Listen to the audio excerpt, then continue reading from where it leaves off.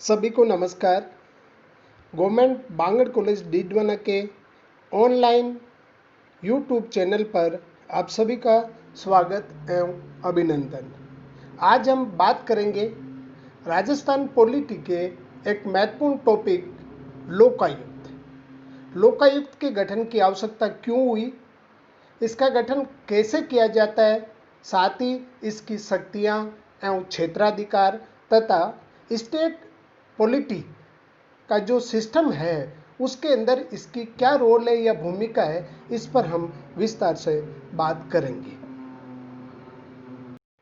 लोकायुक्त राजस्थान। लोकायुक्त राजस्थान को हम पढ़ने से पहले या समझने से पहले इस बात पर ध्यान देंगे कि भारत में किस प्रकार से लोकपाल एवं लोकायुक्त की मांग की गई थी।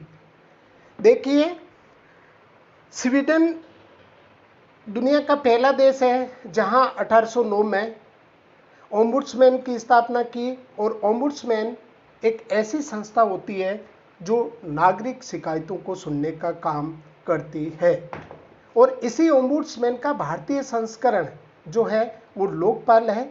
भारत में 1960 के दशक के शुरुआत में नागरिक शिकायतों के त्वरित निदान हेतु एक ऐसी ही संस्था की आवश्यकता महसूस की जाने लगी, या यूं कहा जाए लोगों के द्वारा मांग की जाने लगी। इसी परिप्रेक्ष्य में 1963 में राजस्थान प्रशासनिक सुधार समिति का गठन किया जाता है, और इस समिति और साथ ही राजस्थान के एक प्रसिद्ध कानून विशेषज्ञ लक्ष्मीमल सिंघवी द्वारा सर्वप्रथम लोकपाल और लोकायुक्त शब्द का प्रयोग किया जाता है। उसके बाद 1966 में प्रथम प्रशासनिक सुधार आयोग मोरारजी देसाई की अध्यक्षता में गठित होता है। बाद में देसाई जब इंदिरा के मंत्रिमंडल में शामिल हो गए तो उनके स्थान पर के हनुमंथैया आयोग का अध्यक्ष बने थे। आयोग ने 1968 में अपनी अंतरिम रिपोर्ट दी और 69 के अंदर उसने अपनी पूर्ण रिपोर्ट पेश की। आयोग की रिपोर्ट के बाद 10 बार संसद के अंदर लोकपाल की स्थापना के लिए बिल लाए जा चुके, परंतु कभी पास नहीं हुए, और अंत में 2011 के अंदर मनमोहन सिंह की यूपीए सरकार के द्वारा लोकपाल और लोकायुक्त विधेयक 2013 लाया गया, जो कि जनवरी 2014 में राष्ट्रपति की स्वीकृति मिलने के बाद में जनवरी 14 में लागू हुआ। अब यूं कहा जाए कि इस प्रकार से ये मांग की गई थी, लेकिन राजस्थान के अंदर राज्यों के अंदर लोकपाल की जगह लोकायुक्त नियुक्त किए गए थे। लोकपाल केंद्रीय स्तर पर नियुक्त करना था और लोकायुक्त राज्यों के अंदर नियुक्त किए जाने थे।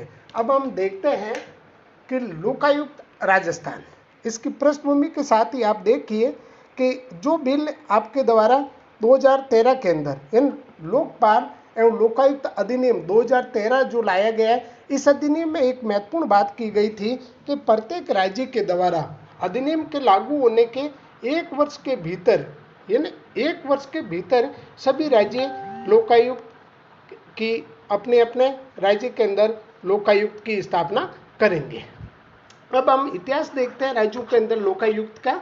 तो 1970 में उड़ीसा पहला राज्य बना जिसने लोकायुक्त के बारे में अधिनियम, ध्यान देना, कानून बनाया, जबकि 1971 में महाराष्ट्र पहला राज्य बना जहां लोकायुक्त की नियुक्ति की गई। मेरा कहने का मतलब है, यदि परीक्षा में आपसे सवाल पूछा जाता है वो प्रथम राज्य जहां लोकायुक्त के संदर्भ में अधिनियम या एक्ट बना, तो वो राज्य 1970 में उड़ीसा होगा, लेकिन वो राज्य जहां सर्वप्रथम लोकायुक्त की नियुक्ति हुई तो वो 1971 में महाराष्ट्र में हुई थी। राजस्थान लोकायुक्त एवं उप लोकायुक्त अधिनियम 1973, इसका ध्यान रखना, 3 फरवरी 1973 को लागू हुआ, जबकि 26 मार्च 1973 को राष्ट्रपति ने इसे स्वीकृति दी। ध्यान दीजिए, संविधान का अनुच्छेद 200 जो है वो स्पष्ट करता है कि ऐसा विधेयक जो यदि हाईकोर्ट अर्थात न्यायालयों की शक्ति में कमी करता है तो राज्य के राज्यपाल उसके बारे में राष्ट्रपति की पूर्व स्वीकृति लेंगे, और ये भी ऐसा ही करता है। इसलिए इस अधिनियम को बनाने से पहले राज्यपाल की अनुमति राष्ट्रपति के पास विधेयक भेजा गया और राष्ट्रपति की अनुमति इस पर ली गई। अब उसके बाद लोकायुक्त का गठन, यानी लोकायुक्त की नियुक्ति के लिए क्या योग्यता चाहिए, तो आप ध्यान देना, लोकायुक्त के पद पर ऐसा व्यक्ति नियुक्त किया जाता है जो किसी उच्च न्यायालय में न्यायाधीश रह चुका हो। यानी लोकायुक्त के पद पर जो हाईकोर्ट के अंदर कोई व्यक्ति न्यायाधीश रह चुका है, ऐसे व्यक्ति को इस पद पर नियुक्त किया जा सकता है। आई डी दुआ राजस्थान के प्रथम लोकायुक्त तथा केपीयू मेनन जो है वो पहले उप लोकायुक्त थे। उप लोकायुक्त की नियुक्ति की कोई योग्यता का उल्लेख इस एक्ट में नहीं किया गया है, और मेनन जो राजस्थान में पहले उप लोकायुक्त बने थे वो प्रशासनिक सेवा के सदस्य थे। राजस्थान के अलावा उप लोकायुक्त का उल्लेख किसी भी राज्य में नहीं, ये ध्यान देना, राजस्थान के अलावा किसी भी राज्य में उप लोकायुक्त पद का उल्लेख नहीं किया गया है। सज्जन सिंह कोठारी राजस्थान के 12वें लोकायुक्त थे जो 2019 के अंदर रिटायरमेंट हो गए। उसके बाद लोकायुक्त की नियुक्ति कैसे की जाती है, इसमें ध्यान देना, लोकायुक्त की नियुक्ति के लिए एक कोलेजियम होता है और कोलेजियम की सिफारिश के आधार पर राज्यपाल द्वारा लोकायुक्त की नियुक्ति की जाती है। इस कोलेजियम का अध्यक्ष जो होता है वो राज्य का मुख्यमंत्री होता है, जबकि राजस्थान उच्च न्यायालय के मुख्य न्यायाधीश और विधानसभा में विपक्ष के नेता इसके सदस्य होते हैं। कोलेजियम में एक सीएम जो कि इसका अध्यक्ष होगा और उसके बाद में 2 सदस्य होंगे, जिसमें राजस्थान हाईकोर्ट का मुख्य न्यायाधीश और साथ ही विधानसभा के अंदर विपक्ष का नेता, ये 2 सदस्य होंगे। 3 व्यक्तियों का कोलेजियम है और इसकी सिफारिश के आधार पर राज्यपाल द्वारा लोकायुक्त की नियुक्ति की जाती है। कार्यकाल, लोकायुक्त का कार्यकाल 5 वर्ष होता है। 1973 के अधिनियम में कार्यकाल 5 वर्ष, यानी राजस्थान में जो 1973 में राजस्थान लोकायुक्त और उप लोकायुक्त जो अधिनियम बनाया गया था उसमें कार्यकाल या टेन्योर 5 वर्ष निर्धारित था, परंतु मार्च 2018 में राज्यपाल के ऑर्डिनेंस या अध्यादेश के माध्यम से लोकायुक्त का कार्यकाल राजस्थान में 5 वर्ष से बढ़ा करके 8 वर्ष कर दिया गया। परंतु 2019 में राजस्थान लोकायुक्त व उप लोकायुक्त अधिनियम में संशोधन किया गया और ये कार्यकाल 8 वर्ष से पुनः 5 वर्ष कर दिया गया है। इसकी सेवानिवृत्ति की अवधि निर्धारित, या लोकायुक्त की सेवानिवृत्ति की अधिकतम उम्र क्या होनी चाहिए ये यहाँ पर निर्धारित नहीं की गई है। उसके बाद लोकायुक्त को पद से हटाने की प्रक्रिया, कदाचार या अक्षमता, 2 चीज महत्वपूर्ण ध्यान देना। कदाचार अर्थात या तो किसी कंपनी की शेयर मार्केट में भागीदारी करते हो आप, या असक्षम हो गए, या ना आप काम करने में सक्षम नहीं रहे, तो ऐसी स्थिति के अंदर कदाचार या असक्षमता के आधार पर राज्यपाल द्वारा आरोप जब इस पर लगते हैं तो राज्यपाल इसकी जांच करवाता है और आरोप सही पाने पर विधानसभा में इस संदर्भ में प्रस्ताव लाया जाता है। विधानसभा यदि अपनी कुल सदस्य संख्या के बहुमत, उपस्थिति और मतदान करने वाले सदस्यों के 2/3 बहुमत से प्रस्ताव पास कर देती है तो लोकायुक्त का पद रिक्त माना जाता है। तो पहली बात तो लोकायुक्त को हटाने की 2 तरीके हैं, एक तो कदाचार हो और दूसरी असक्षमता, यानी वो सक्षम नहीं हो। उसके बाद में राज्यपाल जांच करवाएंगे, उसके बाद में प्रस्ताव विधानसभा में रखा जाएगा और विधानसभा ऐसा प्रस्ताव विशेष बहुमत से, अर्थात कुल विधानसभा के मान लिया जाए राजस्थान में 200 सदस्य हैं तो कुल 200 के कुल सदस्य संख्या के बहुमत कितना हो गया, 100 + 1 अर्थात 101, और उसके बाद में उपस्थिति एवं मतदान करने वालों के 2/3। अब साथ ही जो वहाँ पर उपस्थिति जरूरी नहीं है, अंतिम निर्णय मतदान के आधार पर होगा और इसका 66% होना चाहिए। तो इस प्रकार से ऐसा प्रस्ताव पास हो जाता है तो उसी दिन से लोकायुक्त का पद रिक्त मान लिया जाता है। उसके बाद लोकायुक्त के नियुक्ति के बाद निम्न पदाधिकारी इसके दायरे में,